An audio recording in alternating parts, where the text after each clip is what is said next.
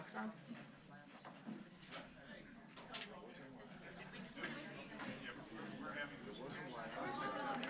Good morning. Good morning. Being 9 a.m., I'll call to order the McHenry County Board Committee of the Whole meeting of June 13th, 2024, and Mr. Kunkel will lead us in the pledge. Allegiance to the flag of the United States of America and to the republic for which it stands, one nation, under God, indivisible, with liberty and justice for all. Kathy, could you call the roll, please?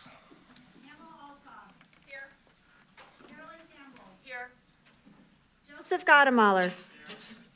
Terry Greeno. Here. Eric Hendricks. Carl Kaminsky. James Kearns. Here. Matthew Kunkel. Teresa Meshes. Lou Ness. Yes. John Reinhardt. Here. Brian Sager. Here. Michael Shorten. Here. Michael Scala. Larry Smith. Here. Gloria Van Hoff. Tracy Von Bergen. Here. Kelly Wegner. Chairman Bueller. Here. Having a quorum, I'll entertain a motion to allow Ms. Ness to attend remotely. Ms. Campbell makes the motion, seconded by Mr. Gottemoller. All in favor say aye. Aye. Against? Welcome, Ms. Ness. Good morning. I have several items to share with the board before we begin reviewing the agenda for next Tuesday's voting meeting. On Monday, I attended the McHenry County Council of Governments annual golf outing. The weather was perfect, and we saw a lot of familiar faces, and McCog once again threw a successful event to network with our municipal partners.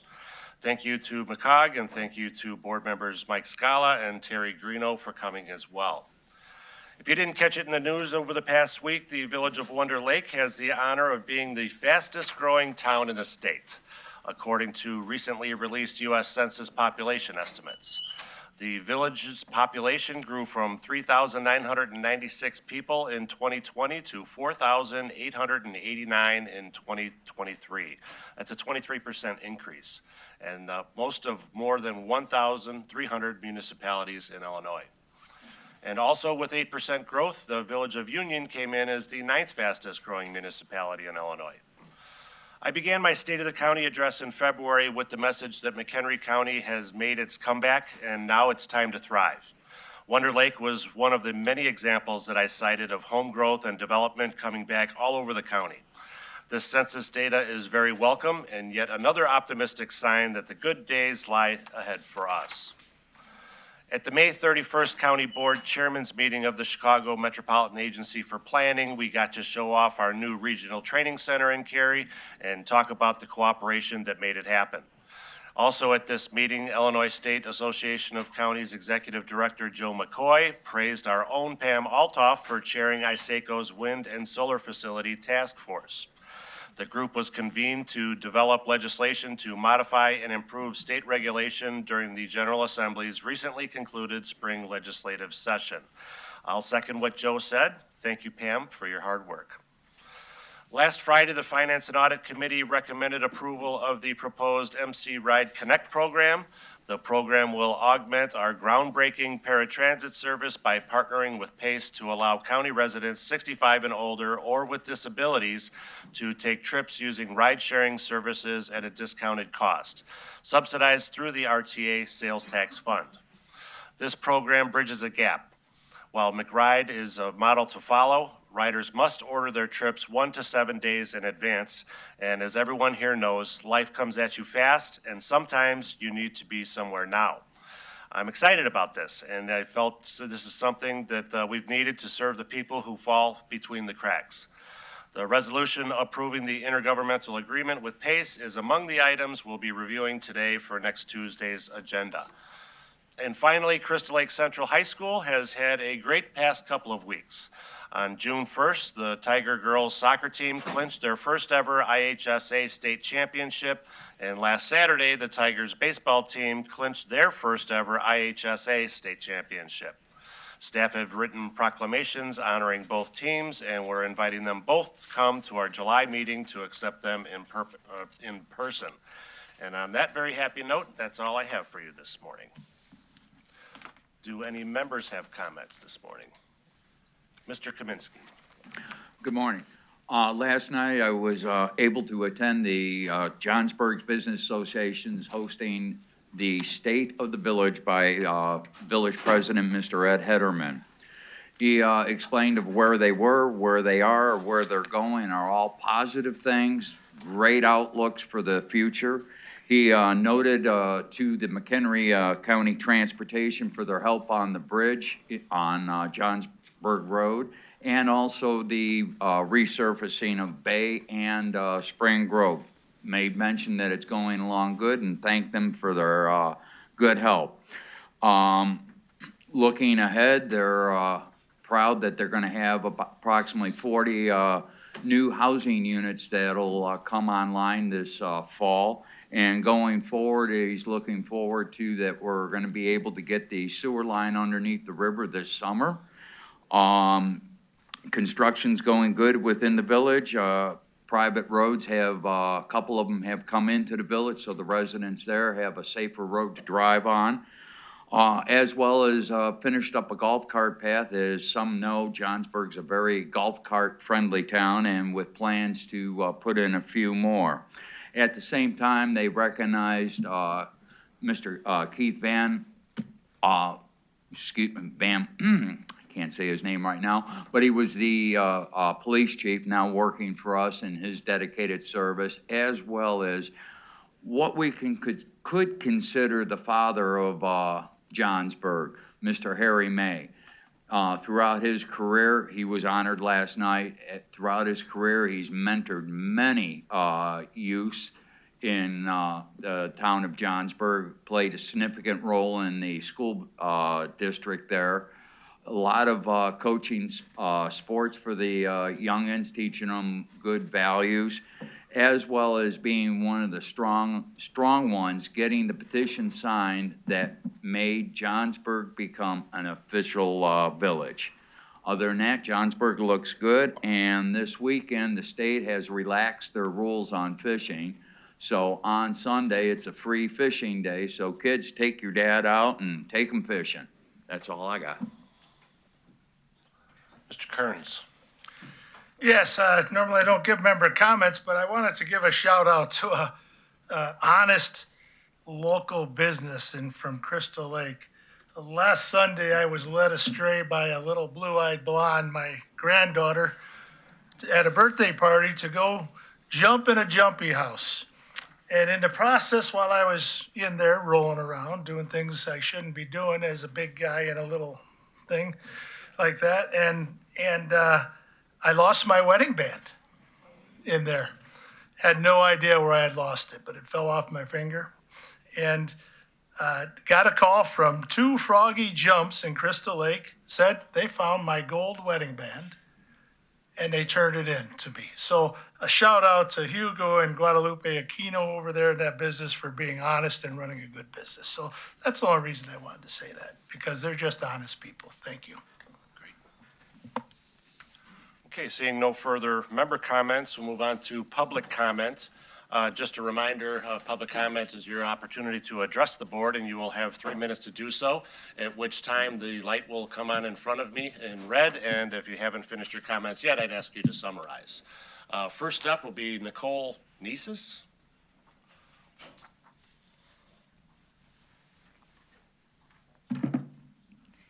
Hi board, I am Nicole Nisis, and I am talking to you about variance 2024-028. And I am requesting this variance because I would like to host an event that I am very passionate about. It is a mini series based on the TV show Survivor. And I've always wanted to be on Survivor, but it is a lofty goal, so this is the next best thing for me. What it is I take 20 people from all walks of life to come together, sleep in the woods with limited resources, compete in challenges, and vote each other out until there's one person remaining in the end, and they can call themselves the sole survivor. But in order to make this happen, and why I'm here today, is I need 2 variances to the current temporary events permit. So right now, I am able to get a temporary events permit and have it be 3 days, and I can do 3 events in the calendar year. I'm just asking for a one event in the calendar year and have it be 7 days long. So I have to do it this way because the event, simply put, will not fit into 3 days. It needs to be 7 consecutive days. Also, the property size that we are requesting this on is only 4.7 acres and not 5 acres that the current temporary events permit needs. So while I know that this is a variation in what the current permit allows, it really is not that much different from what I can currently get today. If I currently do what I can do on the permit today, I would be able to have 3 consecutive weekends consisting of 9 days total. So I'm not asking for an extension in the amount of days that I'm allowed to have an event. I just want this in 1 condensed week in the calendar year. So nothing more than just 1 event. In addition, I did make the decision to cancel the event for 2024, so I do need to make a change to my application.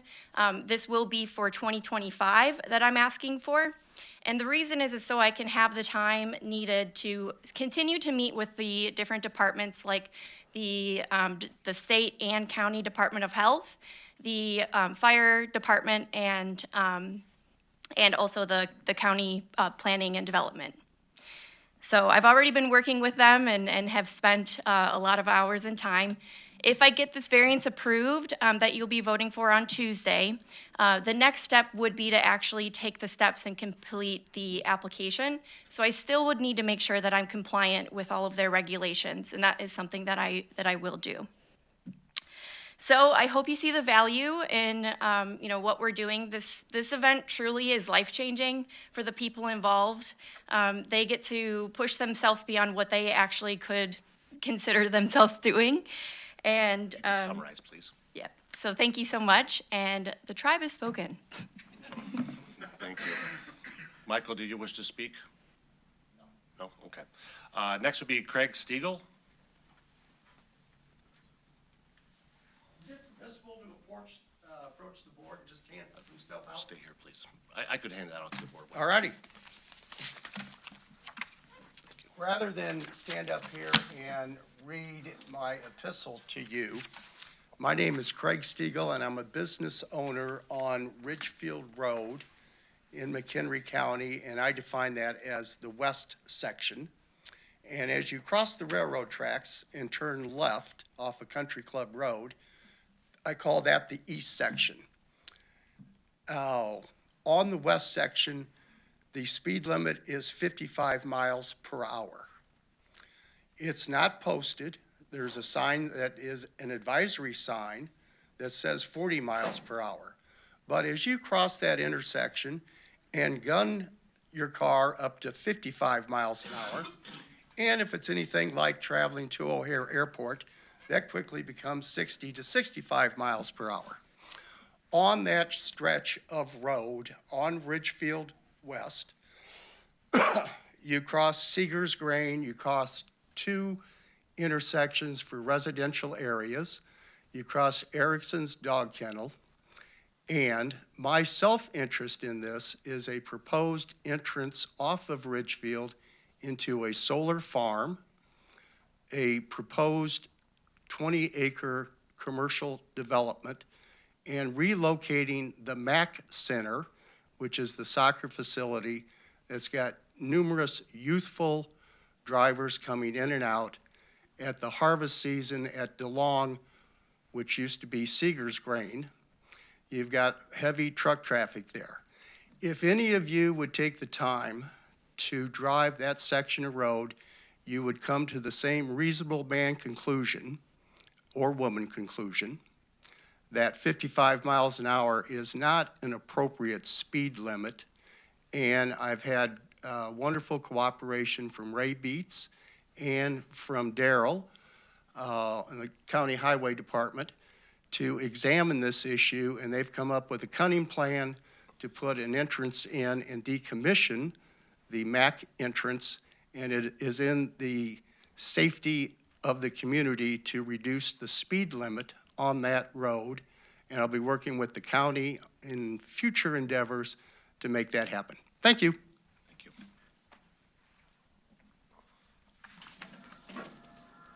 We have no further public comments. We'll move on to reports and presentations by Chief Judge Camille and Dan Wallace, our court administrator, for an update on the 22nd Judicial Circuit with a focus on problem-solving courts. Thank you, Michael. Chairman. Wow, all this technology. I love tech. Good morning, everybody. I'm Mike Camille, and believe it or not, I'm already 3/4 of the way through my term as Chief Judge, so I welcome once again the opportunity to talk with many of you. We've been working hard and working well is my theme, and it's true. We do a lot, and we do it often every day. We open the courthouse doors at 8. Technically, we close them at 4:30, but many of us are there later trying to do whatever we can. We truly continue to appreciate the collaboration with the county board on funding. It's a critical component of our operation. As I think we all know, the 19 judges that we have assigned to the 22nd Judicial Circuit for McHenry County are state employees, plus the executive assistant to the chief judge and the arbitration administrator. Those are our state employees. Everything else, well, this is a donated pad, but pens, paper, we get from the taxpayers of the county, and we don't take that for granted. In fact, I regularly mention that when I'm appointing counsel. We all do, because we truly appreciate what we get and what we're able to provide for the taxpayers, for the litigants, I should say, in that regard. Believe it or not, in the last year, we've replaced, and I say thankfully, 20% of our judiciary. We have 4 new judges. If you do the math, it's about 21%.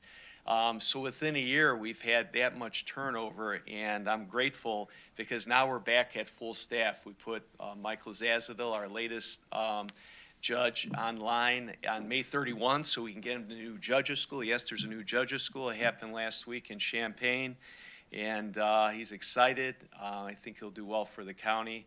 And we're all pretty excited to have the opportunity continuing with him on board as well. So 2 last things. The last thing, I'm going to turn it over to Dan, and the main reason why we're here. But we want to invite you personally, again, if we haven't, to an open house that we're doing next Tuesday. The strategic point, Peter, is Tuesday is right before, I believe, a county board meeting of yours. And it's conveniently located 4:30 to 6:30 in the agenda. So hopefully you can come and see some of what we're doing around there. We're going to have a couple of, 3 presentations. We'll have some comments, opportunity to ask questions, tour the court facility. And we really, truly welcome you to come visit us and see where we carry on our business. The main reason why we're here today is about a year and a half ago, when I took the helm, we created a new division, our problem-solving courts division. And the reason why we did that, is because it's such an important part of our operations. It's really helping us, helping the community through your participation, through our work, reduce recidivism, excuse me, it's early yet. We self-analyze, and we had some questions and suggestions to do that as well. So what I'm proud to say, yes, Pam, we did. We self-analyzed. And it wasn't just looking at McHenry County. Dan and his crew, so to speak, we went throughout the state because we have many of our people who go elsewhere and might have repercussions with other court systems that we don't have readily available here. So with that, let me turn it over to a guy that we're blessed to have, Dan Wallace. And Dan, why don't you tell us about our study, please? Good morning. Ooh, that's loud. I'll make sure I keep that far enough away. I can't stand podiums when I'm talking, so I tend to walk around a little bit. So it's been a minute since I've had the opportunity to come before the board. So I want to give you a little backstory of me, a little introduction. I've been with the 22nd Circuit for 16 years now. I came from the state of Ohio where I was a court administrator. I started my career in courts 25 years ago. I started out as a probation officer. I was an intensive probation officer. It was an armed position. I executed my own search warrants, my own arrest warrants. And I came from the old school. The old adage, tail 'em, nail 'em, and jail 'em when it came to probation work, okay? And then I got wrapped up in this thing called specialty courts, drug courts. I've been involved in drug courts since 1999. So I'm one of probably the most experienced people in this state when it comes to specialty courts. I've also got a bachelor's degree in business administration. I've also got a master's in justice management, and I'm a fellow of the Institute for Court Management and a certified court executive through the National Center for State Courts. So I've got the education piece, and I've got the experience piece. So when it came time to do this and look at all this data, I was thrilled. So we're going to take you through the data and what the results are, what we did, how we did it, what we looked at, and then we're going to talk a little bit about what's coming forward, okay? I love questions. Feel free to ask. You can wait until the end. You can interrupt me. I have no problem with this being more of a conversation. So here we go. So phase one is the recidivism study. This is going to be kind of a three-part study. The first part was just looking at whether or not somebody who successfully completed one of our programs was rearrested post-program. So that's phase one. Phase two is a correlation study. Ooh, correlation. Now we're talking my language, right? We actually came up with 55 different categories, looked at 307 different people who completed our program, and then identified literally tens of thousands of data elements that we now have, that we've mined that all internally, okay? This is all being done internally. We're gonna mine that data, and we're gonna start doing regression analysis and looking at whether or not there's a strong relationship between, and find that commonality as what is the type of person who goes through one of our programs and commits an offense. Not to exclude them, I wanna be very clear about that, not to exclude them, but so that we can make changes to our program so we can wrap services around those individuals to hopefully further drive that recidivism rate down even further. So that's phase two. Phase three is a repeat of the previous studies, but we're going to look at people who were unsuccessful in the program. So this is a multi-year study. We will not start phase two at least until September, maybe October. We'll have to see. There's other things, I don't know, like the budget that we have to worry about in the not too distant future. So there's things that we've got to take care of before we get to that. So a couple things I certainly want to do is recognize the people who are involved in this. This wasn't just me, okay? This is a team approach, as Judge said. Susan Payton, our Deputy Director in Court Services, Bethany Arnold, the business analyst, Kelly Shemeka, who you'll be hearing from in just a little bit, and also Taylor Marin, our business analyst. He was the IT guy behind the scenes that was helping correlate the data. So first thing is, let's do our definition of recidivism, okay? I don't read sides. I'll be happy to send this to everybody. But basically what it just came down to is whether or not somebody successfully completed the program and was rearrested. That's it, okay? Now, a couple things about recidivism in comparisons, okay? Because sometimes apples to apples gets really kind of convoluted. So we're looking at new arrest. That's easy for us because we can, and we did, use national data that we were able to get through the Illinois State Police, correlate that. But when you start trying to compare it, it gets murky, okay? So that's the first thing I want to address. If you look at the Department of Corrections, which we're going to do here in a little bit, the Department of Corrections uses this thing called a technical violation, that somebody comes out of prison and they return to prison because of a technical violation. Now, you might think to yourself, okay, a technical violation, they didn't go to treatment, they didn't have housing, they didn't follow through on what they were supposed to do. Those are all correct. Unfortunately, about, let's see, 58% of those technical violations are new arrests that aren't categorized as new arrest. They're categorized as a technical violation. I don't know why they do that. That's what they do. I don't have the ability to peel that all apart. So I'm relying on some information I got from Dr. Olson from Loyola and their Criminal Justice Center. So, we're going to be looking at some of that. And we know that from 2012 to 2019, between 23 and 30% of all prison admissions were for technical violations. Okay, of that 23 to 30%, that's where that 58% comes in on new arrests. So just as we go through this, keep that in mind, okay? Now, again, we try to keep it apples to apples. I do have a study that I'll show you that is a true apples to apples, all right? So we're evaluating every person. When we did the initial draw, there was 307 people that were part of this cohort, okay? We are looking at everybody who's been in this one of our programs since 2007. When you look at most studies look at 3 years total. That's it. We're looking back all the way to 2007. We're evaluating national crime data. First time ever. I'm very pleased that we were able to work with the Illinois State Police to be able to do that. We were able to access leads, which is the law enforcement automated data system and the National Criminal Information System, so that we were able to pull all this information in. First time that's ever happened. So, I've already said we pulled 307. We created this master Excel spreadsheet. So there's literally 20,000 different data elements. We used unique identifiers, which obviously is a best practice when it comes to evaluating data to make sure that we're looking at the same person. So we use the name, the date of birth, and the state identification number. We provided all this information to the Illinois State Police. They did a data pull and sent us a file, an XML file, that then we could start cutting and mining. So we took that flat source file, we pulled into C#, which is a programming language. We incorporated our master spreadsheet, put it all together, and from there we were able to evaluate whether or not these individuals committed an offense post-program. We were looking for all offenses, okay? And I'll show you that in some of the results here in just a minute.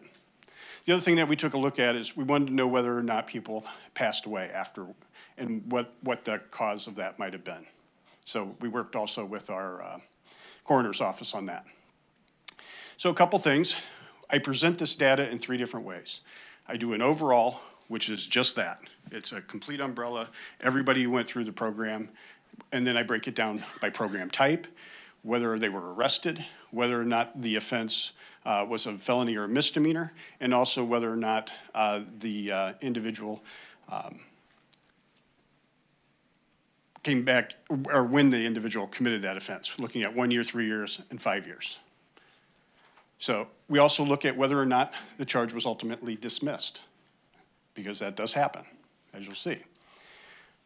So we separated things out as a Class B offense, everything in Class B and above, Class C misdemeanors, felony offenses, so that we could really take this stratified approach to really hone in on what we're seeing coming out of our specialty courts.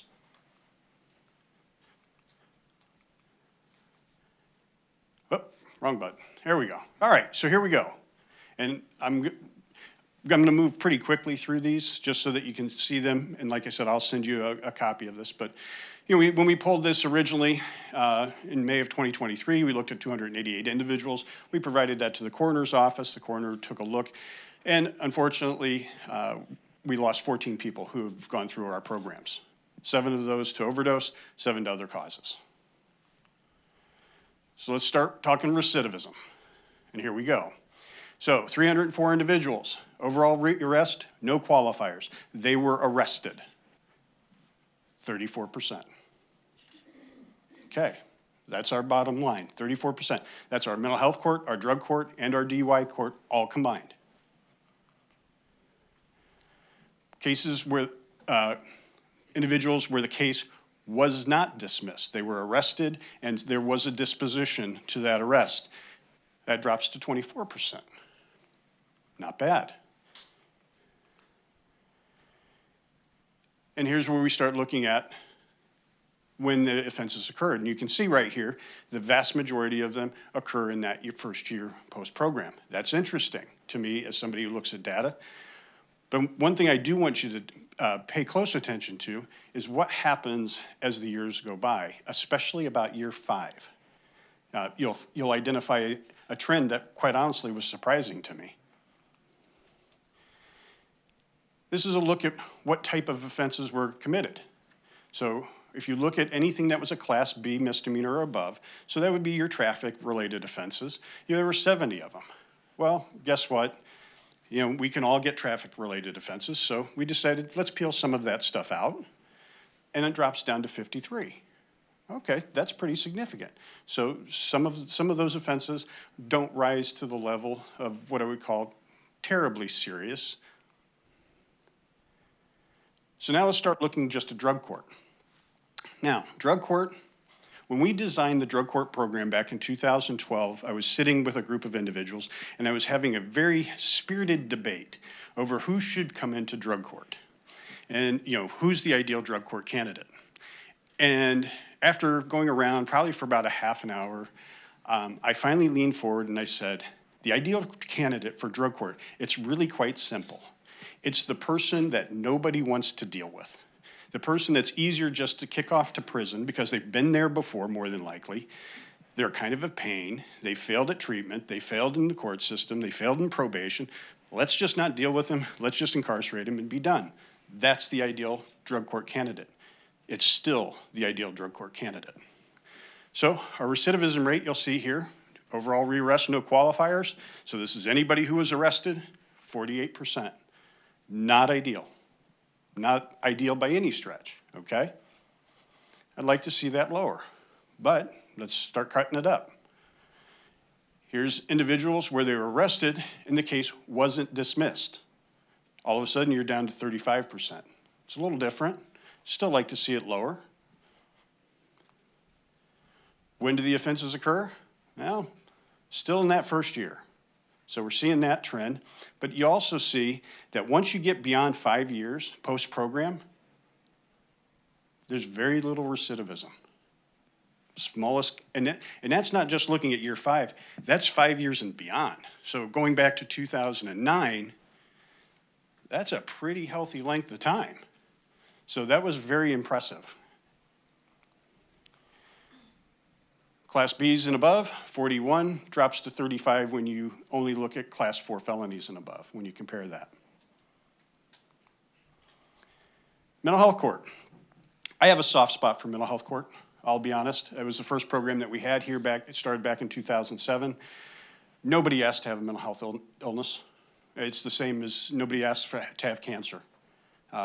These people have some affliction. They've gotten involved in the criminal justice system, and they need some help. And they're a great population to work with, quite honestly. And, you can see here, 136 individuals have graduated from our mental health court program. Only 29% have been rearrested. Drops to 21% when you look at those cases where the case was not dismissed, that there was some kind of disposition. Interesting here, you see a little flip. Year 2, that span of time going to year 3 is where you see the biggest recidivism here. But again, beyond that 5th year, and again, going back to 2007, so what, 2012, only 2 people have committed an offense.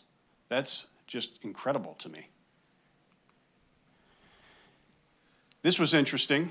When you look at the Class B misdemeanors and above that are committed, 28 and 17.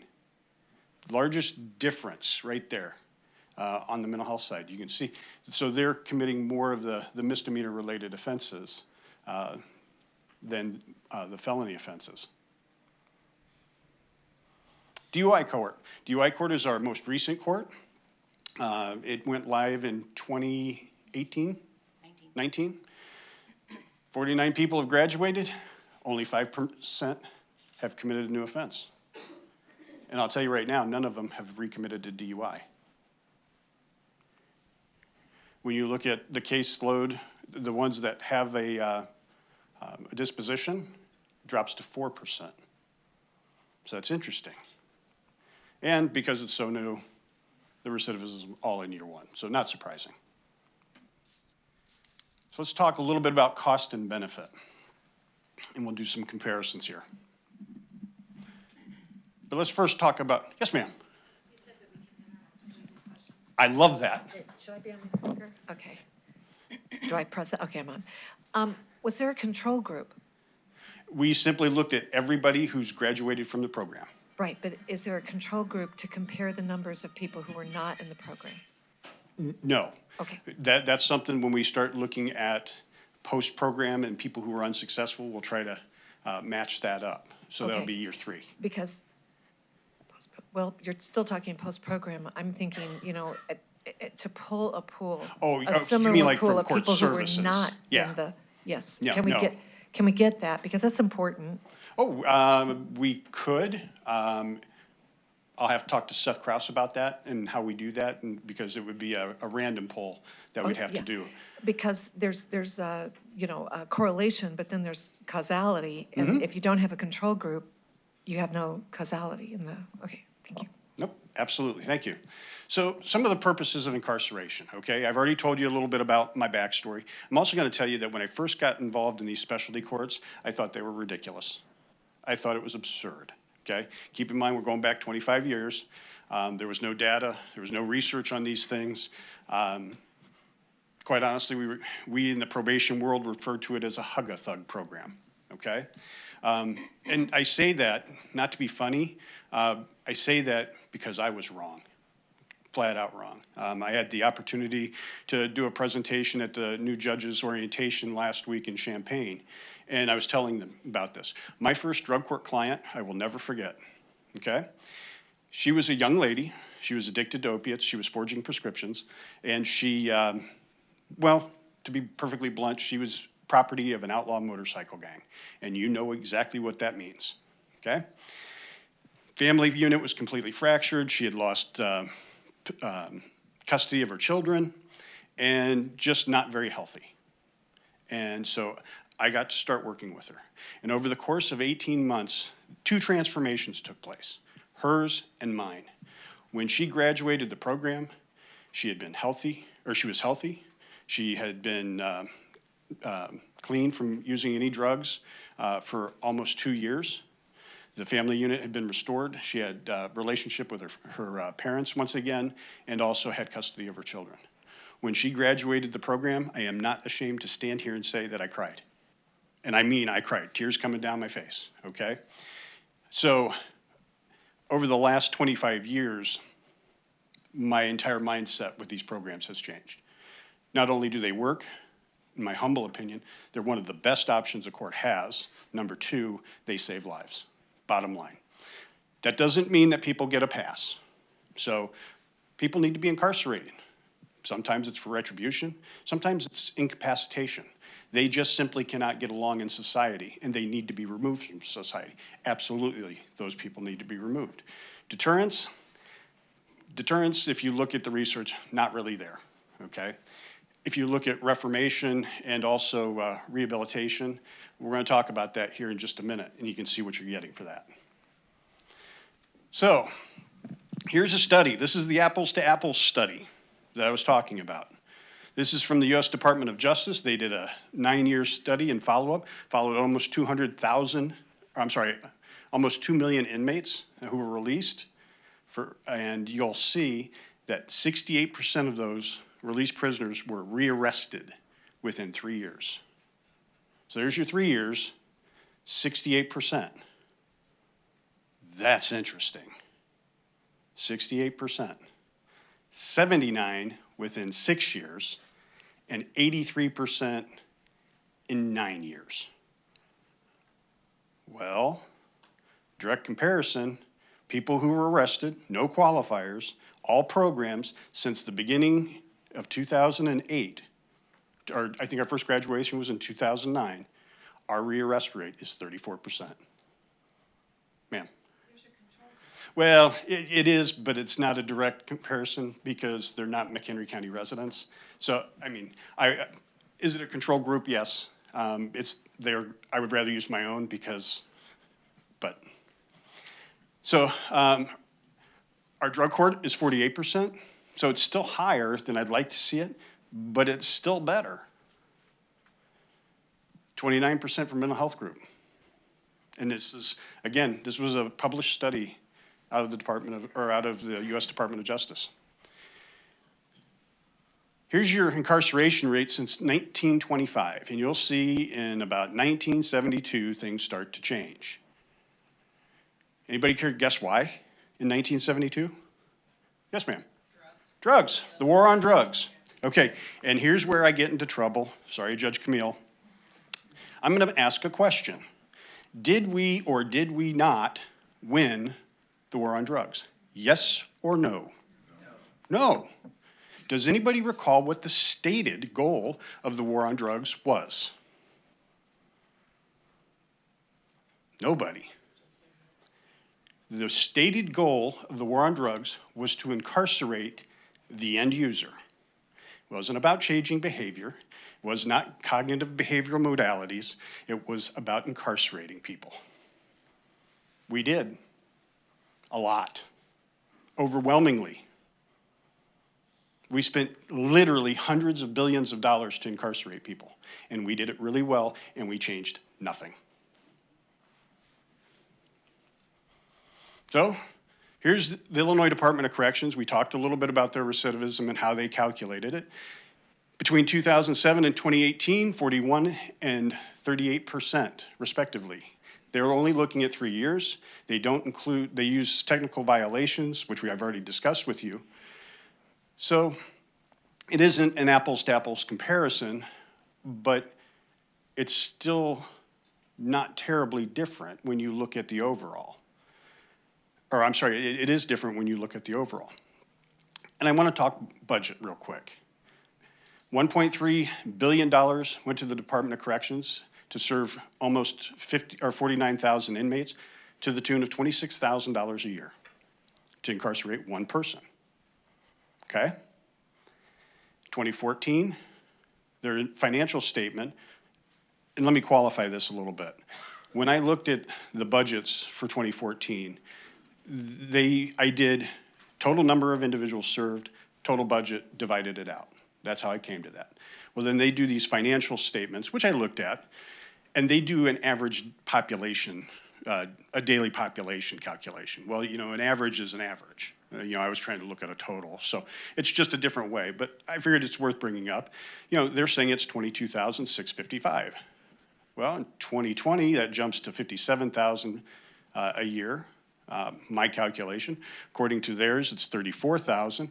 And oh, by the way, in 23, that jumped up to 46,000, almost 48,000. So if you look at the 2014 to 2022 budget, there's a $400 million increase with a 40% decrease in the number of individuals who are in custody. So it's a 117% increase in the cost per inmate, and using their own financial statements, it's a 51.68. Interesting, because I just showed you what the recidivism rates were. So we're spending a lot of money, and I'm not so sure that the return that we're getting is all that great.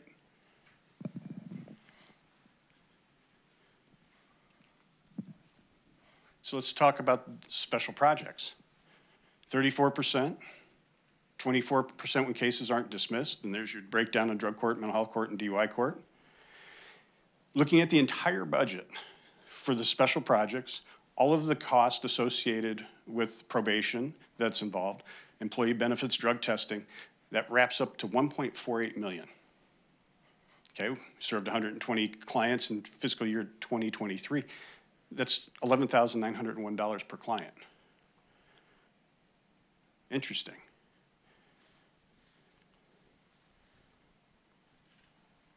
There's your difference right there.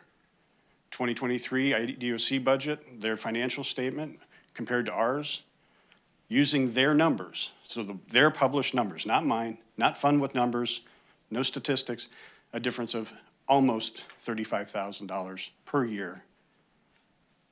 Ladies and gentlemen, it's simple.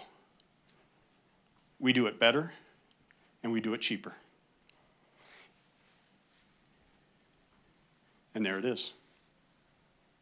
Cost per inmate, the budget, their financial statement, Office of Special Projects, and the work that Kelly and her folks do. The vast majority of people who commit crime and are sentenced to the Department of Corrections, when they get released, go home. So if they're in the 22nd Circuit, if they're in front of Judge Camille or any of our other judges and they get sentenced, they come back to McHenry County. Well, we know what the data is. If they come back and they have these drug problems or these mental health problems and they've not been addressed while in custody, and I can guarantee they haven't, because the data shows that. So between 60 and 75% come back here, and when they do, we're gonna deal with them again. So unequivocally, these programs save lives. They save money, it's better for the community, it promotes community safety. We're identifying individuals who have drug and alcohol problems as an underlying cause for the criminal behavior. We're doing things that aren't done other places. And Kelly's gonna talk about that a little bit here in just a second. I could not be more proud of the work that Kelly's team does, and our judges, Judge Feedier, down in the specialty courts, our probation officers, our clinicians. You know, we have a psychiatric nurse, you know, that started out as a partnership between us and the Mental Health Board years ago. It's amazing the work they do. So, Kelly, if you want to take it from there and talk about some of the things. Good morning, everyone. My name is Kelly Shemeka. I am the director of the specialty courts. I've been the director for about 2 years, and before that, I was the DUI court clinician. So I've had experience working directly with the clients and as the director. I just wanted to say thanks to Dan and Judge Camille, because without their support, we probably wouldn't be up here today. And they really support my vision of making the specialty courts grow. And I love Dan's enthusiasms about numbers and data, because that is not my forte. I am a licensed counselor by trade, so as you know, counseling is not a hard science. So I appreciate the combination that we bring to the table, and I really appreciate Susan Payton from probation helping collect and sort all this data that we collected together as a team. So our programs have a huge impact on the community, not only this financial piece of it, which I appreciate and support, because not everybody supports the specialty courts, which is shocking to me. When we get the clients, their lives are usually unmanageable, and they have been for quite some time. So they are desperate, and our job in the beginning is to stabilize them. And once we are able to stabilize them, we reduce crisis calls to police departments, using up those resources. We reduce visits to the emergency room. And not only do we have a direct impact on our clients that are in the program, we affect their families, their children, their parents, their siblings, spouses. So the effect trickles on once they're in the courts, and we serve their families as well if they're willing. And I want to point out why the study, like why are we doing this now? And because people don't support the specialty courts, I think this gives them a good understanding of the financial impact that it has on the community. Why I want the study done, which I'm really glad that we did it, is how can we do better? How can we increase those successes in the specialty courts? And when we do the second part of the study, we're going to look at that, like what treatment worked, what didn't, what did this client do differently than the ones that weren't successful. We really want to wrap our minds around what works and what doesn't. So this will really help us from that perspective. We really are a holistic approach in the specialty courts. We have an entire team that wraps services around each person. And the programs are voluntary, which I love, because if you're going to force someone to do positive change in treatment, it's not going to work. They have to have buy-in. They come in with free will. They can leave at any time. There may be a judicial consequence, but it is their choice to take that. So we always have choices for them. We address food insecurities, homelessness, unemployment, addiction treatment, mental health counseling, psychiatry, medication compliance. These are things that may come naturally to us, but it doesn't to them.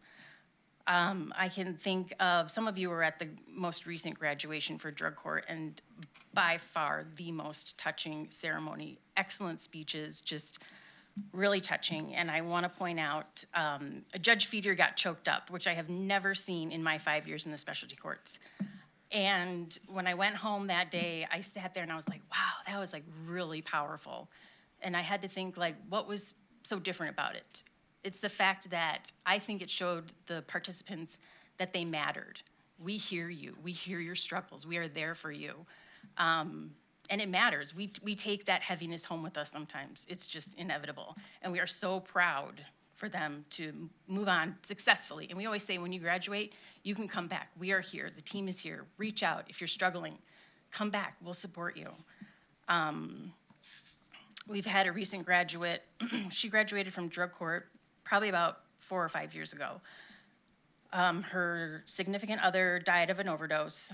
She was pregnant. She had a child who is high needs. So she's on her own navigating that, which is challenging in itself. She reached out to us in workforce because she was struggling. She's still sober, but she has those tools in her toolbox to keep her sober and to help her navigate this challenge that she has in life. But I just want to emphasize that just because they graduate doesn't mean that we give up on them. Other clients in the program, we had a DUI court graduate. She had used drugs almost her whole life. She had never had sobriety.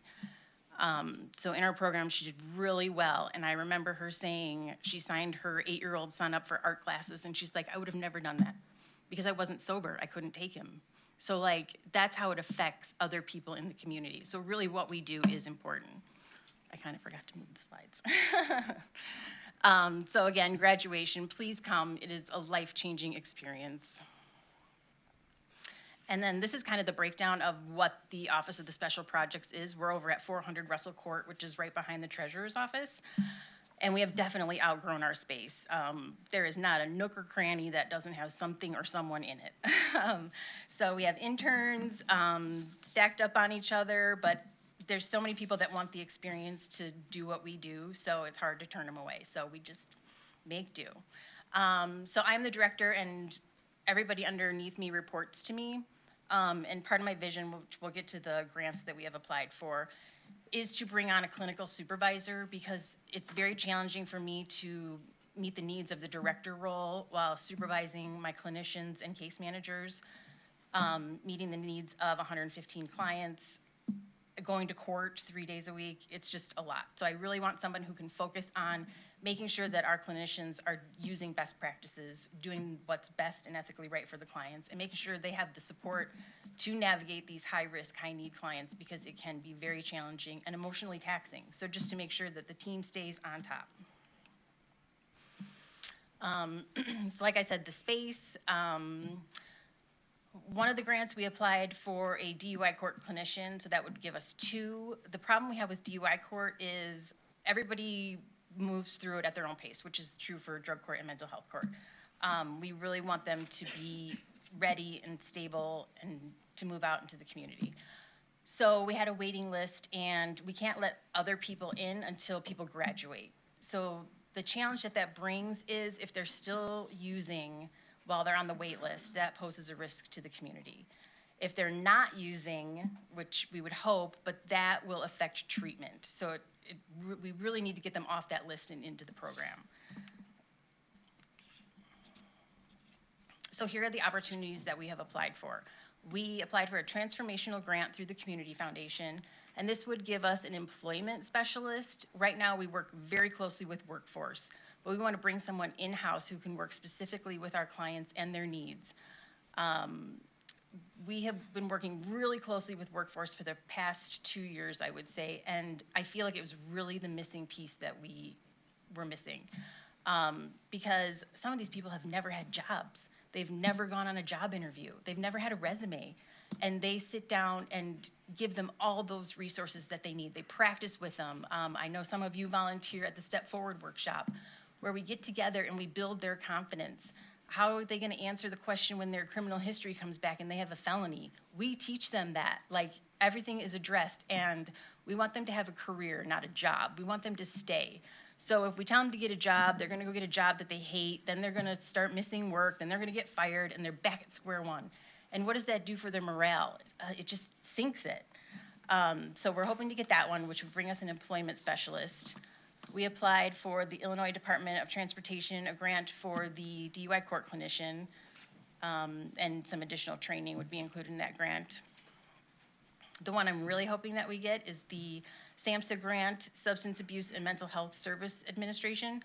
That would be a 4-year grant, and it would give me the clinical supervisor, an additional case manager. Right now we have 2 case managers which manage 115 clients. And with high-risk, high-need people, that is very demanding. So I would like each specialty court to have their own case manager. This would also give us training for all of our clinical staff in dialectical behavioral therapy. And this is crucial for people in recovery. It's been shown to be successful. It really gives them the tools to deal with their emotions, which they probably have never had. They're probably stuck in fight or flight mode from the trauma that they've experienced. So it teaches them emotional regulation, distress tolerance, and behavioral change. And it really addresses underlying mental health symptoms and unhealthy thought patterns. It's really hard to get in McHenry County because it's very expensive and it's very long.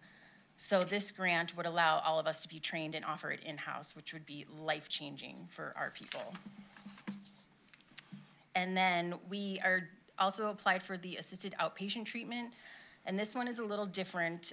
We would have a clinician that would be just specifically for that grant, and we partnered with the Mental Health Board and the State's Attorney's Office to write the grant. And then there'll be a team of people in the community, and these would be for people that don't have a criminal charge. So a little different, a little more complicated, but it's for people who we don't want to get that criminal charge. We want to get them into treatment. And it really helps to have that judicial piece of it because it kind of forces them. There's always an option. Of course, they don't have to do it. But the consequence would probably be going inpatient. So the assisted outpatient would keep them out in the community, getting treatment, getting stabilized, working with a team, really wrapping services. It's like specialty courts, but no criminal charge. So we're excited about that one too. I think it would really benefit the community and stop using up those valuable resources of, 911 calls, officers coming, then they pick up a aggravated battery to a peace officer, and it just eliminates that vicious cycle. So this is where I'm hoping that we go, but we definitely need more space. So I just wanted to put it on your radar that this is what we're doing. We're trying to expand just to help the community and do better. Any questions? Ms. Althoff. I have absolutely no questions whatsoever. Just a big thank you. We talked about this. This is part of our strategic plan, is to take programs that we have put into place and evaluate them and figure out, are they working, are they not working? What do we need to revise? Challenges that we need to look forward so that we include those things in our budget. Peter Austin, thank you very much for listening. I mean, I've been yapping about this for a very long time. Judge Camille, Honorable, thank you very much. Dan, again, all the work and all the effort that you've put into providing the data, excellent. And Kelly, I mean, again, such passion.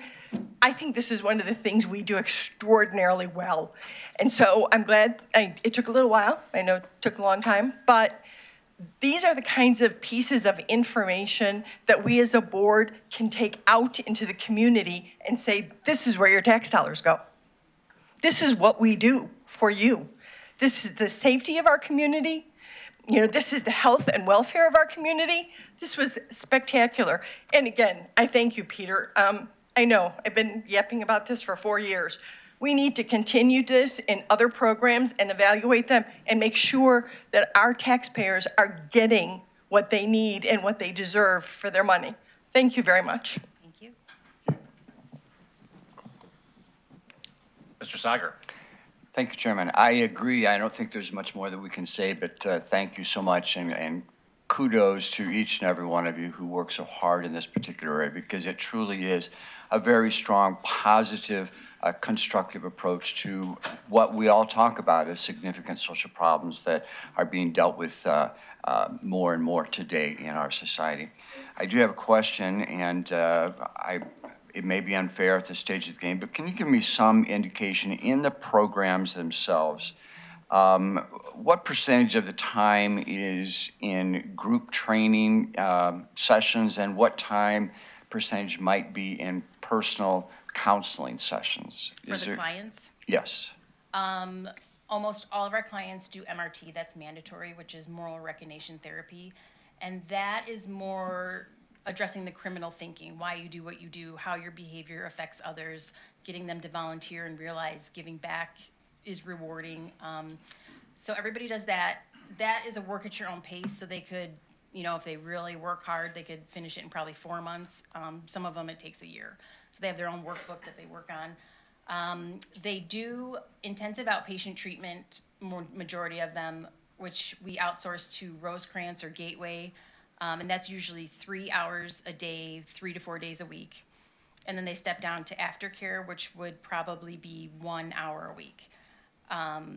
Individual therapy really depends on what phase they're in the program that they're in.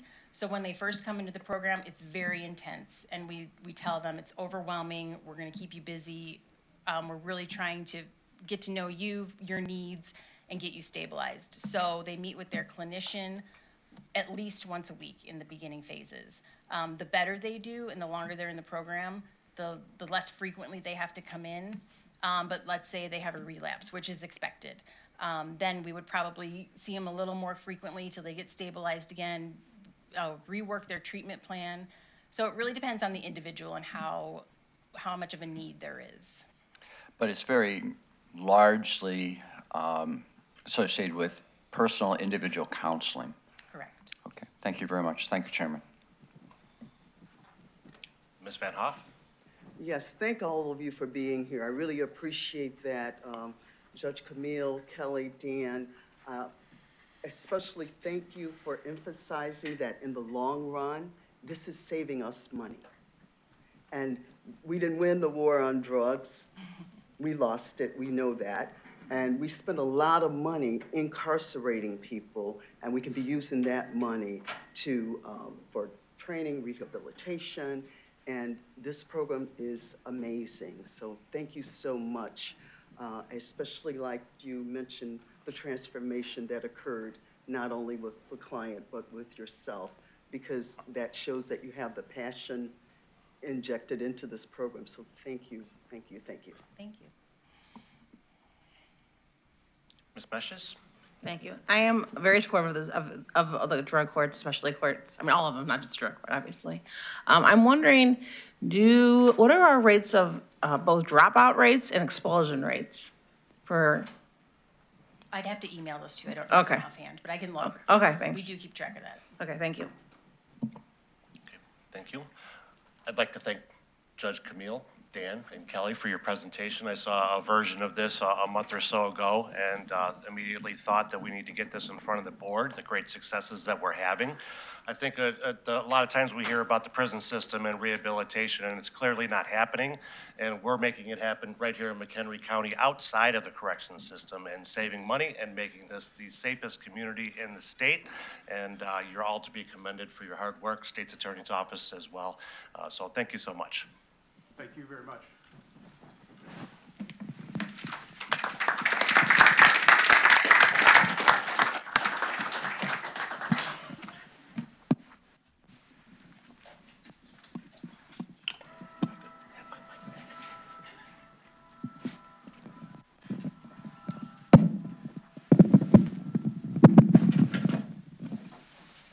Okay, we'll move on to new business, but before we do so, we have a very special employee who is spending her last week here and going to enter the next phase of her life in her retirement. HR Director Cheryl Shuku. And Mr. Gottemoller is going to read the proclamation that we will have at next Tuesday's meeting, and we can present that to Cheryl today. Thank you. Whereas Cheryl Chukwu has served with dedication and distinction as the Director of Human Resources for McHenry County since June of 2015, and whereas Ms. Chukwu's career in public service spanning various nonprofits and municipalities reflects her commitment to serving others and improving communities, and whereas under Ms. Chukwu's leadership, the McHenry County Human Resources Department has experienced significant advancements, elevating its standards and effectiveness. And whereas Ms. Chukwu has demonstrated exceptional skill, professionalism, and compassion in her role, fostering a positive work environment and supporting the county's employees. And whereas Ms. Chukwu's contributions have been instrumental in enhancing the county's human resources policies, procedures, and practices, ensured forward thinking, fairness, and compliance. Now therefore be it proclaimed by this County Board of McHenry County, Illinois, that we do hereby honor and commend Cheryl for her outstanding service, leadership, and dedication to McHenry County. We extend our deepest gratitude for her tireless efforts and unwavering commitment to excellence. Be it further proclaimed that the county clerk is hereby authorized to distribute a certified copy of this proclamation to the Director of Human Resources and the county administrator. Dated this will be the 18th day of June, 2024. Thank you, Cheryl.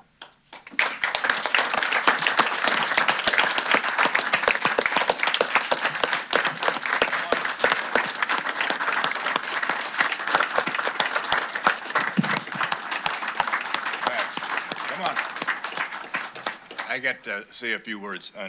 I have a couple things to be nervous about today. I have to be a referee at a pickleball match at noon, and that caused me some angst. But I just wanted to say a few words about Cheryl.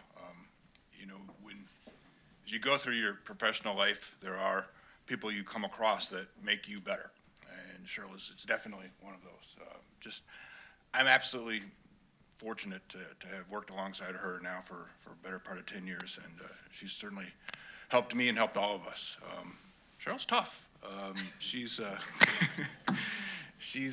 made me many times, realize that the easy decision isn't always the best decision, and we've butted heads a little bit, but always respectfully and always, with the best intentions of McHenry County in mind. And I don't know.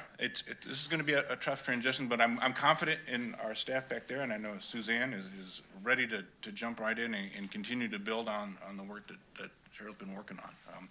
Cheryl joined the county in 2015, and at the time we had 2 unplanned exits in the director's role in less than 12 months. So when we hired Cheryl and when I identified Cheryl as our candidate, we needed to make it right, and we did. And it's been really good. When Cheryl kind of got on board, kind of focused on the core, the basics of HR, and we got our non-union compensation program and wage structure rearranged and got that going. Got our healthcare costs kind of under control. Those were just going out of control, and Cheryl's really done a fantastic job with our healthcare costs and reining those in and slowing the growth there. But beyond those basic functions of healthcare and payroll, Cheryl's become a real trusted confidant of all of our offices and departments, and our department heads and our elected officials and our staff. Dealing with those difficult issues like grievances and discipline and uncomfortable allegations and all those things. And we know that our HR office is just rock solid in dealing with those difficult issues. But once Cheryl got kind of the house in order on those basics of HR, she did not stop, and we kept going and kept improving things. And we made efforts to kind of eliminate our use of outside counsel, and we've saved hundreds of thousands of dollars on outside counsel, partnering with the state's attorney's office, but just growing confidence in ourselves and our own ability to negotiate union contracts and deal with some of these personnel issues. Beyond that, we built on management training in the last several years, teaching all of our managers about how better ways to manage people. Just because you get promoted and now you're supervising people doesn't necessarily mean you've got all the tools in the toolbox. And Cheryl's really helped all of our managers, think about ways to intelligently manage people, and it's been wonderful. Physical health, you really prioritize the physical health of our employees and started our wellness fund. The mental health, that's been a real priority in recent years. We got Platinum Award for the Bell Mental Health Seal for workplace mental health, and that's been great. And financial health. We're always, talking with our employees about all the financial tools that are afforded to them, through their employment in here, and how to think beyond their time here. But one of these days, like Cheryl, they're going to be stepping away and retiring, and how are we positioning ourselves to do that? So all those things have been great. Building on all this, though, she didn't slow down. And these ladies have been saying, slow down, you're retiring. But even in the last 6-9 months, we've developed a mentor program for employees and kind of a professional development program. So we're looking at our staff and saying, we want to keep you here, You're talented, and maybe you can't always stay in the same department, but we want to keep you with the county, and we're really, trying to keep the talented staff that we have. So Cheryl's leaving us in a good place, and I know, as I said, Suzanne's going to step in and keep the good momentum that we have and add her own flair. And the team back there, I'm glad you got to sit through all the court stuff, but but I'm glad you're here. So just as county administrator, I appreciate Cheryl, but maybe more as an employee. And so on behalf of all the employees, I want to thank you and congratulate you and wish you the best on your next step. So congratulations and thank you. Thank you. And we do have a little gift. Where did we put that, Mike? Oh, yeah, there. And I'll let Cheryl say, we got her a cool little flower, which says some nice stuff. I'll just say, never underestimate the difference you made in the lives you touched. Oh. Yeah, so please remember that with some retirement cookies. But, all right. All right. Cheryl. Thank we're you. gonna hug. Thank you. Thank you. All right, I said I wasn't going to cry. I just want to give you a little bit of background and how wonderful it was to end my career here. I spent about 20 years in the not-for-profit world. But let me start back a little bit further, because when I was a kid, I was a 4-H'er. How many of you were 4-H? All right, I was a Key Club member, so I went all the way up. I had my own clubs. And what's the motto of 4-H? Make the best better. And that, I have always lived by that. And in everything I've done. And I feel like I did that when I came here too. And I'll get to that. But when I finished school, I had a master's degree in community development. And it was about working with communities to identify issues that they wanted to fix and help them figure out how to do it. And I did that starting at Omni Youth Services in Prairie View. And it was kind of a fluffy job. I mean, we took kids on ski trips and we did snowballs. But I started to organize that Vernon Hills area. So I brought Rust-Oleum in, I brought the Park District in, I brought the police, I brought all these different people together, and we began to look at what is the community like in this area that promotes healthy youth or contributes to them not being healthy. And it was great. And then during that process, I had 3 kids. I couldn't afford childcare anymore, so I had to take a different job. And I started working with my mentor and his mentor and his mentor, and we started doing gang diversion, prevention, intervention, suppression. I did a court intervention program in the, I think it's, what's the Markham Court District, like the 6th District. So I did some court diversion stuff. I did some training. I learned a lot about gangs and gang suppression and intervention. But at that place, that employer allowed me to bring my kids to work. And so many times my kids would sleep under my desk. And so one of my sons is 6'7", and when he was 6 foot tall, he was in 6th grade. And when he didn't feel good, he still slept under my desk. So I had a 6-foot kid underneath my desk. Anyway, I had 3 kids. One of them's birthday is today. He's my youngest. So Jason, happy birthday. Let's see. Again, working with my mentor and his mentor and his mentor, I learned so much from other people, and really appreciated that they understood what it was like to be a young mom. So as I worked through that, I realized at some point I needed health insurance because this was a part-time job. I started working for a company called, it was a not-for-profit called the Chicago Alliance for Neighborhood Safety. So, oh, I see a head nod. So we were the organization that changed policing in the city of Chicago. We went to all these other communities and looked at how are they doing policing effectively, because at that time, it was not very effective in Chicago. There were a lot of policing issues. So we wound up getting the largest national grant on community policing, and we led that project. I kind of advanced through that organization. I became the executive director. And once we finished the community policing training program, we started looking at what are the other issues impacting public safety, and it was prison reentry. So Dan, I really appreciate you and Kelly and the judge talking this morning, because that whole recidivism rate as the people came out of the communities back into the neighborhoods of Chicago, there was really nothing there. So we kind of became the first organization to really look at prison reentry in the city of Chicago. I spent a lot of time in Chicago neighborhoods. My son one time saw something on the news about, remember the Robert Taylor homes? My son said something about, I think I've been there. And I'm like, yeah, you've been there, and you've been a lot of other places on the south side of Chicago. But we were in every neighborhood, every church basement, school cafeteria, training people on how do you take what you've got and make it into what you really want. How do you make your best better? So I lived that through that whole process. I then went through an ugly divorce. My dad had a stroke. And I went into a severe depression. Mental health really kicked my butt at that time. So my father came to live with me for 11 years, and I cared for him. And the way I dealt with my mental health was I walked him every day in a wheelchair around the neighborhoods of Evanston. And I trained for a marathon, physical fitness. So my mental health was about physical fitness. So I trained for a marathon, I did a marathon. And then I was still doing little trainings here and there with Evanston police officers doing community policing training on a state of Illinois project of some kind, I don't remember what it was.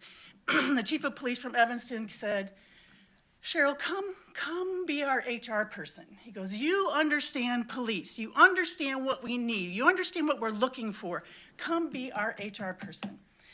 And I was like, ooh, I've always been on the outside of government and kind of an agitator, making things happen.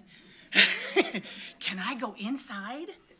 Would that fit okay with my, who I was? Because that was very different, because I challenged government. I went to the Supreme Court and won a case against the city of Chicago, the anti-gang loitering law, which was locking up all of these young people on the streets who were standing there waiting to come to one of my youth meetings. They would get arrested for gang loitering. They were good kids. Anyway, we went to the Supreme Court and we won that case. So I said, okay. So I went to the city of Evanston. I was with them for a little over 10 years. When I first walked into one of my supervisor meetings,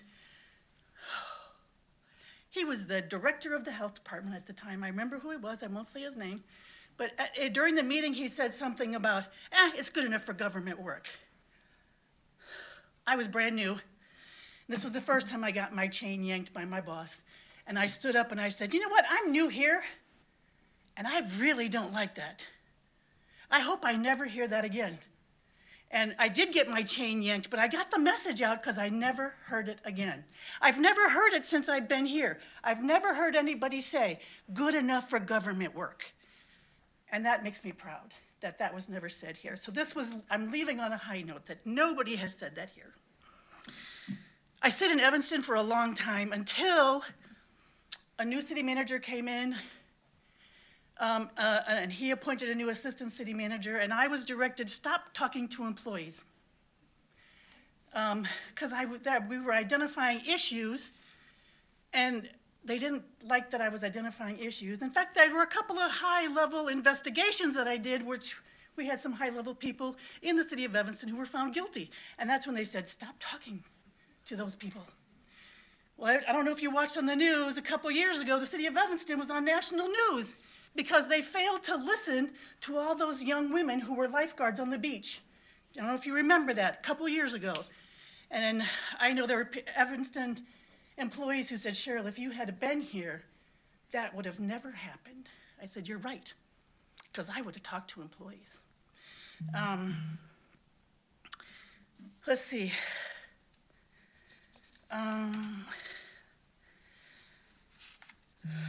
So I left Evanston when they told me to stop talking to employees. I said, well, that's not going to work. So I retired because I could. I was old enough and I had enough years to retire from there. And I worked for GovHR, temping at the city of Schaumburg while they were looking for a new HR director. But I had always told my kids, when I retire, I'm going to live in a log cabin in the woods. And so there was no log cabins in the woods in Schaumburg, so I didn't apply for that one. But I did see this position advertised. And I did some research, and I looked at minutes from meetings, and I looked at Pete, because if he was going to be my boss, I needed to know that it was somebody who was going to be someone I could work with. I searched for organizational values. I didn't see them. And at the time, there were some things being said at county board meetings that made me question, is this the right place for me? That it was kind of rough during that time. And I said, nope, I'm not interested. And you guys hired someone else. I didn't apply. But then about 6 months later, GovHR came to me and said, Cheryl, we've got the job for you. We want you to go check out McHenry County. I said, I looked at them before, I don't think so. And so Joellen Earl is the president of GovHR, and I used to work with her in Evanston. She's like, Cheryl, no, this is your place. This is the place for you. She goes, check it out. So I checked it out a little further, and I came to an interview, and it was, I remember Pete and Sandy and Donna Kurtz. She was on the county board at the time. I don't remember who else was on there, but I remember the three of you. And my interview, I was also interviewing them because I wanted to make sure that it was the right place, because it was going to be my last job. It's where I wanted to stay and I wanted to be, so they passed. They passed the interview. And they asked me some really good questions. So I've been here since they said I could be here. Let's see. Oh, so the last 9 years, my staff, would you guys stand up? Oh, really? Yay. All right, so everything that has happened in my office has happened because they've been there. They've helped make it happen. Holly's been here for how many years? 35 years. So she knows the history of the organization. She knows the organization inside out. She knows the systems. Maureen was going to come and stay with us for, what, a year? And she's been here for how many? 6. Alessandra is our newest employee. Yay. She has been a godsend to me because there are so many ideas that I had and I wanted to do. And it's like, I don't have the time to make these happen. And I took them and I sat down with Alessandra. I said, here's a concept and a draft. Can you make it happen? And she did. And she's been wonderful, a wonderful, wonderful addition. Debbie, when I first came here, she was at the front desk kind of, I wasn't really sure exactly what her job was and what her talents were. So she has gone through transition after transition after transition, and change was hard. She wasn't so happy sometimes when I said, well, we're going to change that. But she has now landed in a recruitment spot. And I must say, recruitment when I first came here was paper. It's now all electronic. We have electronic onboarding. We have electronic files. We're now doing a more expansive orientation. We're now doing getting into the high schools where we weren't there before. So she has taken it to heart and she has moved it, even though she kind of kicked and screamed a little bit, but she did it and she's doing a wonderful job. And Suzanne, again, she was a blessing that we got her. She was way more qualified than what we needed when we hired her. And she's always been at my side. So she is going to take this ship and she's going to sail it true and she's going to make it great here. So thank you, HR staff. Thank you, thank you, thank you.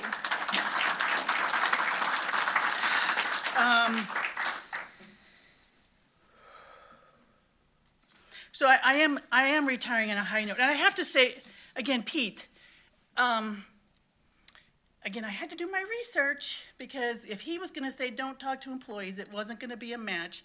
But he had gotten some kind of award about progressive something or other, and I had looked at some of the minutes and notes, and I was like, I think I can work with him. And yeah, there were a couple times I had to pull him into his office.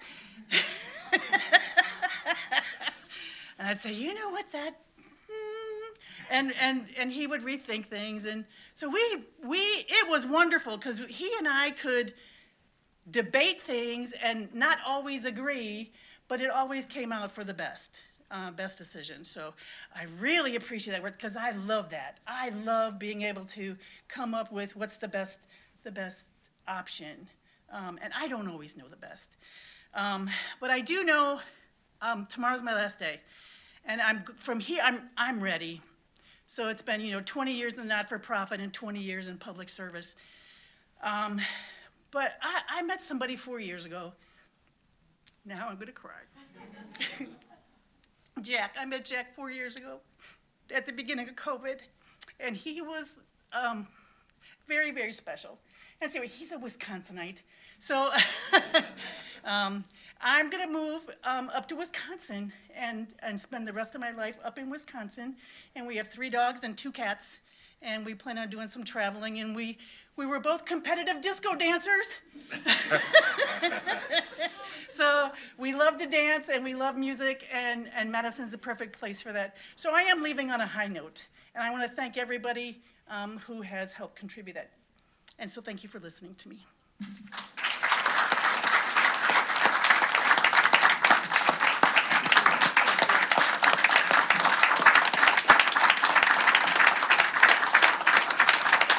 Don't go away.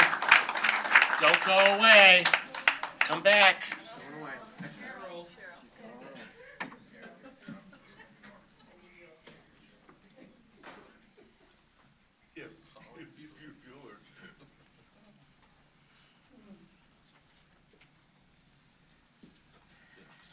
Oh, yay.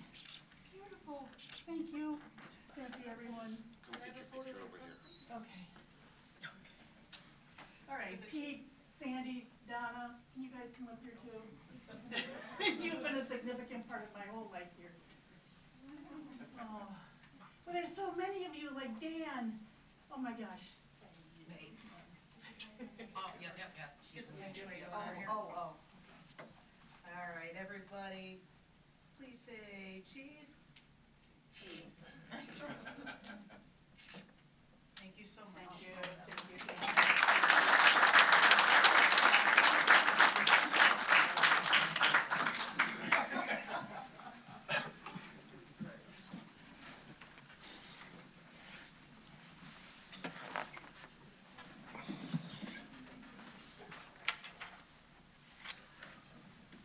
Okay, continuing with new business, do any members have items they'd like to remove from the agenda for discussion? Mr. Smith. Yeah, thank you. 10B1 off the zoning regular agenda, and 16B.2.4.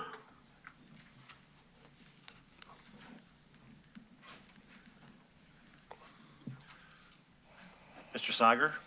Yeah, I really don't wish to remove an item, but I would like the opportunity to just comment about 16B2.1, which is a collective bargaining agreement.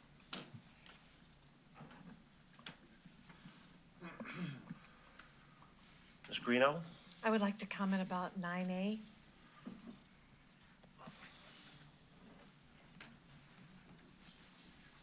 Mr. Kearns? Again, no conversation, just a poll for a vote on the solar farms, on every one of them. Okay, the clerk has informed me that during our voting meetings that we'll need to remove that and vote on it separately. It just makes it a lot cleaner That's why I brought for it the up. records. Thank you. Okay, Ms. Greeno, 9A. Yes. When we first took our oaths of office here, we said that we would uphold the U.S. Constitution and the Constitution of the State of Illinois. As a part of the founding documents, the Declaration of Independence state that we hold these truths to be self-evident, that all men are created equal, and that they are endowed by their Creator with certain unalienable rights. And among those are life, liberty, and the pursuit of happiness. Furthermore, the definition of a proclamation is an official declaration issued by a person of authority to make certain announcements known. With that in consideration, when we look at this particular proclamation, we are indicting the residents and the constituents of McHenry County, stating that individuals identified here have faced inequality in healthcare, employment, housing systems in McHenry County with the disparate impact. And also, were forced to hide identities and lived in secrecy due to fear of criminalization of their relationships and also being marginalized. I have lived in the McHenry County area for nearly 5 decades. And I have never seen or been a part or heard of seen litigation. And then also, I work in the employment business for over 20 years. I have never witnessed, seen any form of discrimination, persecution with any employer in McHenry County. Would never be something that would be considered in these areas. And I read this and I thought, my goodness, should we get the state's attorney and indict the citizens of McHenry County? Do we have any specific cases? What are we doing here? And I would ask that if this proclamation is going to move forward, that it would certainly not be voted upon and have this county board drag through something that has nothing to do with our business on this county board in making a statement indicting the residents and constituents of McHenry County.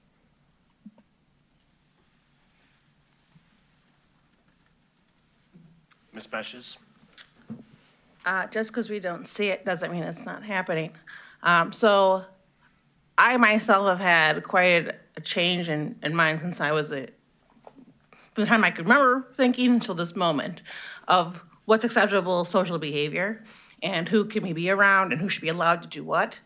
And I'm sure I still have more growth to do, but there are certainly people in this county who don't feel welcome, who feel they need to hide themselves, who are still concerned about their safety here.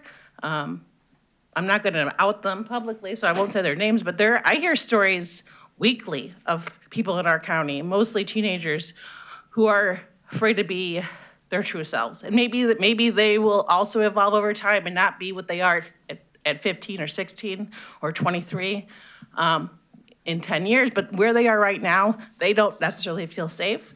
My time on this board, when we've had this proclamation, so this will be the third year, fourth year, I don't know, I lost count. There are always people that come to speak about the importance of this proclamation and they're feeling support here. So I support this proclamation. I agree we don't have to vote on it. As discussed in admin services last week, Chairman Bueller could just choose to proclaim it without our vote. So, but I support the proclamation and I support the citizens of our county feeling seen, heard, and protected. Okay, Mr. Smith, 10B1. Yeah, thank you. That's the zoning petition. I was hoping that staff would comment on this one and all the board members would look into this a little more closely.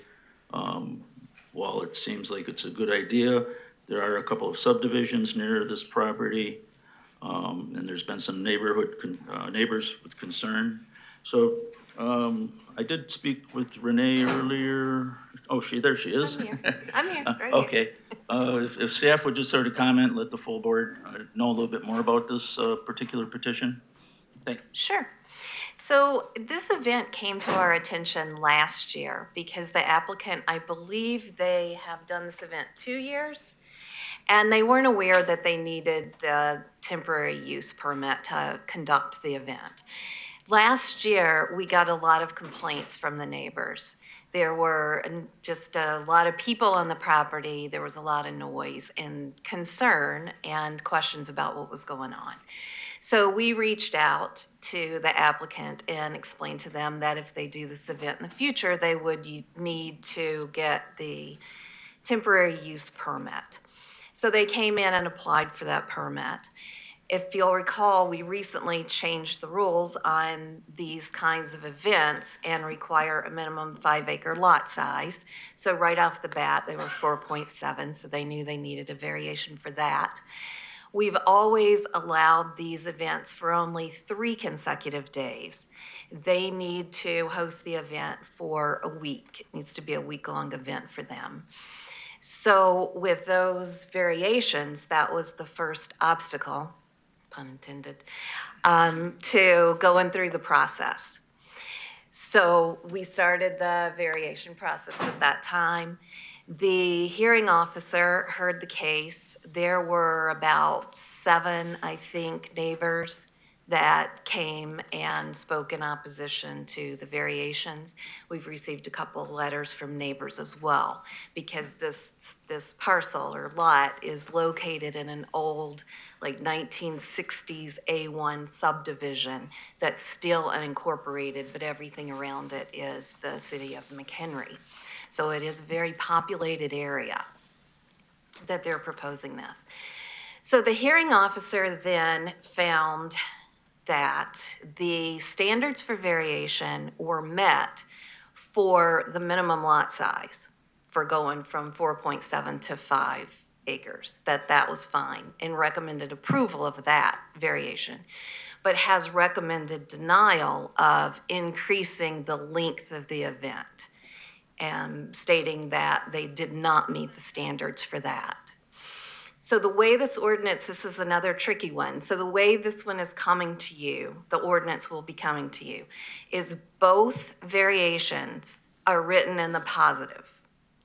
So if you want to say no to the variations, then you'll cast a no vote. So it's coming to you saying the county board hereby authorizes this variation and this variation. They're not split, they're the same. So because the hearing officer did recommend denial of one of them, it would require a supermajority vote of you guys in order to approve that length of time variation. I'm sure there's questions. Mr. Smith? Yeah, if there is questions, that would be great. I just wanted to say thank you for your explanation. Ms. Campbell? When the petitioner came before us earlier and this was going to go to 2025, what does that do with the vote now? Well, one of you would have to propose that change on the floor, because the ordinance actually, there is a recommended condition that this apply to only one event at this property in the calendar year 2024. So if you wanted to approve that, there would have to be an amendment to change that to 2025. And again, I'm kind of backing up here, but just let me be clear, and I believe the applicant touched on it too. This is just the first obstacle to getting, or I shouldn't say obstacle, the first step to getting this temporary use permit. There's still lots of review. The fire district has to review, and the health department has to review, especially the camping portion of it could be tricky for health approval. So this is just the first step in their process. So if you approve it, it still could be denied down the road. Thank you. Mr. Reiner? Yeah, I'm certainly, I'll do just a little bit of investigating again before Tuesday, but I would suspect that this event, although it's large in scope for 7 days, would probably only be large in scope for the weekend portion of it. Because not a lot of people would come to it during the week. So I think that even if this were a 3-day, the neighbors would probably not want to do it because, you know, it's a lot of people on the weekend. But 7 days is, I think, just an administrative thing. 3 days is, you know, the Friday, Saturday, and Sunday is when it would probably be large. So I'm tending to support this for the applicant. Mr. Sager? Thank you, Chairman. I do have a great deal of appreciation to the efforts of the applicant. I think that I understand that you have a property there that you want to utilize and that you have decided that there are opportunities to do that, so I appreciate that very much. My concern is really threefold. The first is I think that the limitations that were inscribed 2-3 days is very specifically put and well considered in my mind, and that is to try to minimize a prolonged impact upon areas for large events of the nature inscribed. And so I think that that is part of the ultimate intent, and I think it's a worthy intent, and I support that intent on the ordinance itself of the 3-day limit.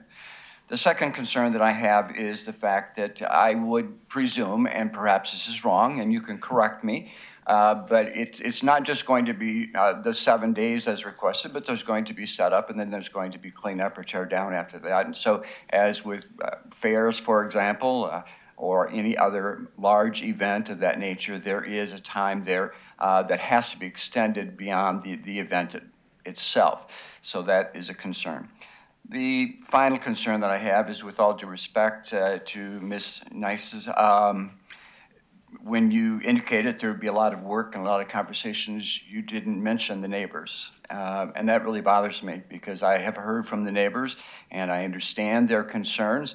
And I do recognize the fact that your property is situated. It is uniquely so because it is surrounded by a municipality in its entirety. And as a result, there is a high density of residential property there. And I think that, you know, an extended period of time for an event such as this is detrimental to the neighborhood and their quality of life. So I am concerned about that. Thank you.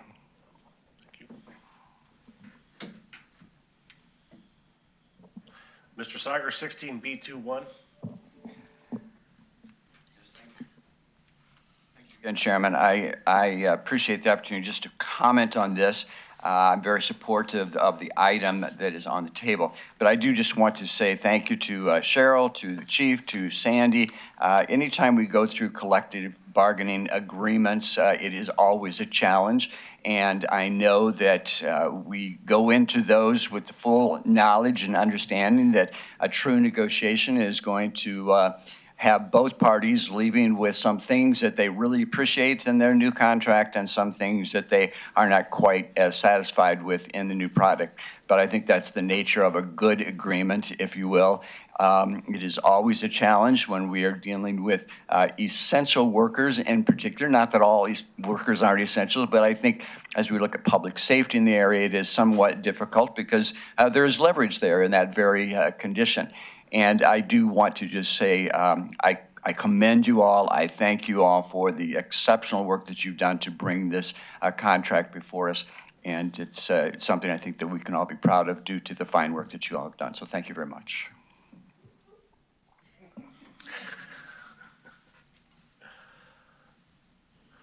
Mr. Smith, 16B24. Yeah, thank you. This is a resolution creating a position for a graduate intern.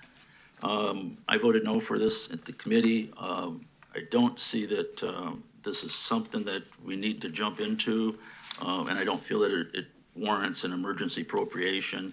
It's not a lot of money. I can see some benefits to it, but I don't know that it's something that we need to do right now. Thank you. Okay. Pete, you got a report for us today?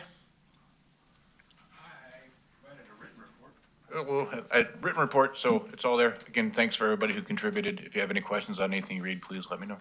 Thank you. With that, I'll entertain a motion to adjourn.